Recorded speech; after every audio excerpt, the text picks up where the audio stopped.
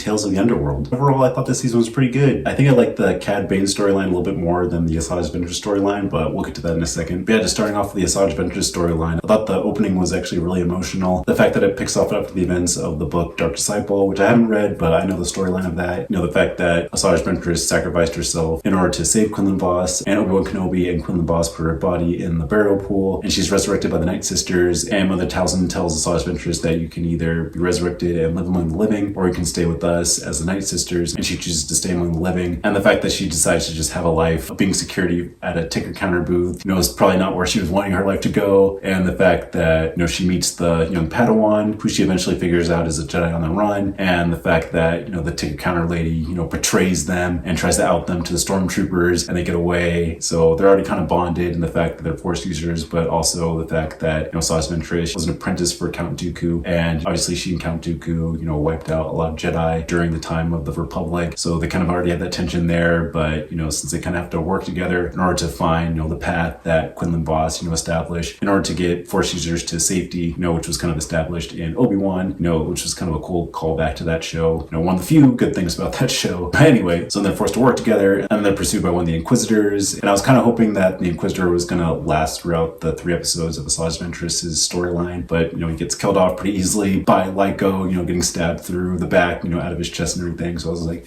I thought that was kind of a bummer, you know, but oh well. But then when we get to the other 2 episodes, which I thought were okay, you know, I thought, like, you know, the first episode was pretty good, and then it kind of goes down from there, at least as far as Asajj's storyline, you know, where she meets up with her old bounty hunter friend Latz Razzie and her android partner C-21 Highsinger. And I thought the action in this episode was actually really cool, and I was kind of expecting those characters to kind of stick along with Asajj Ventress and with Lyco, but, you know, they have the whole twist of, you know, bounty hunters are always in it for themselves, so they're always trying to betray one another, so they end up like going after Lyco. His whole secret's revealed that, you know, he's a Force user, and that obviously in this time Force users are, you know, valuable if they're brought into the Empire, you know, dead or alive. So they try to bring him in, but then, you know, Asajj Ventress obviously saves him, and then threatens to kill, you know, Latz if she doesn't let them go. So then lets him go, and then, you know, let's do that. So I'm like, oh, okay, well, so much for that storyline. I guess there's like an honor with the bounty hunter code or something like that. So oh well. And then we get into the 3rd episode, which is probably like my least favorite episode, where Asajj and, you know, Lyco are kind of like out in the middle of the desert, and, you know, they don't have any water, and they come across this village, and they come across, you know, the granddaughter and the grandfather, and the grandfather obviously fought in the Clone Wars and knows of Asajj Ventress, and the grandfather, you know, has this agreement with Asajj and Lyco, like, oh, we'll tell you where the path is if you're able to find more water with the granddaughters. So then they kind of go to the canyon, find the pool of water, and, you know, they get attacked by the raiders, and, you know, they have that whole pursuit and everything like that, and they crash, and then right when they're being surrounded, you know, Lyco is able to talk with the raiders, you know, in their language, and realize that the grandfather is actually the one who's kind of oppressing them and everything. So he kind of has this whole peaceful resolution between the grandfather and the raiders. So again, it wasn't what I was expecting it to be. I wasn't expecting to have this whole kind of like peaceful life lesson kind of thing at the end of this show, but I know it's animation, you know, it's aimed for kids, and, you know, it's for, you know, Dave Filoni likes to have all those life lessons at the end of his stories and everything. And then of course we had the ending of them, you know, finding the path, and, you know, finding that ship that'll, you know, take them off world and everything like that. And then Asajj decides to kind of like leave Lyco behind, and I thought that would have been a really cool ending if she kind of left him behind, and then, you know, kind of continues her own journey alone, you know, kind of pick up with her storyline in Bad Batch season 3 and everything like that. But then, you know, Lyco, you know, misses his flight,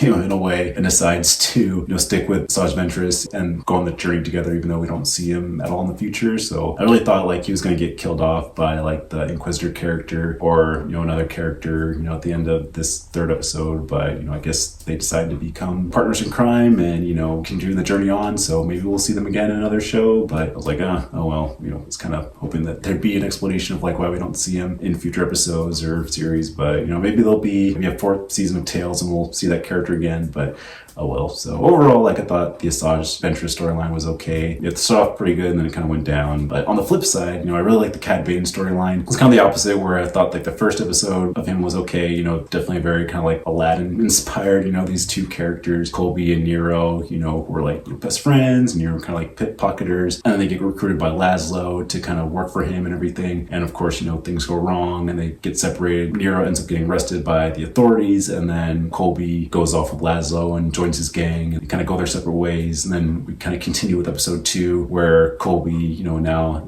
has a girlfriend, Erin, and they're continuing to do crimes for Laszlo, but then they find out that Laszlo was killed off by the marshal of the planet Duro. So obviously Colby kind of wants this revenge. And so him and Erin kind of go to the planet, to kind of get revenge. And they realize that Nero is now the deputy marshal and, he's trying to keep an eye on everything like that. And then, as the story goes on, things kind of come to a head. He starts the fire and that kind of draws the marshal out. And then Cad, kills off the marshal. And then Erin sees that Nero's about to kill Cad. So then she subdues him. And then instead of Cad being killed, he gets arrested. And Erin is injured in the whole crossfire and everything like that. So we don't really find out what happened with her. So then that kind of starts Cad's road to wanting revenge. And then we cut to several years later where we finally get into the 3rd episode, which is like my favorite episode of all of the Tales of the Underworld, where Cad is being released from the prison, on a technicality. And it's kind of very like High Noon inspired, where it's kind of like this countdown of like Cad trying to get to his transport to get off the planet. But of course, like there's all these rumors around town that he's going to try to get revenge on Nero. And all the townspeople are like, you got to get out of here, you got to be safe and everything. But Nero's like, no, I need to confront him and to end this once for all. And we kind of get to the whole climax where,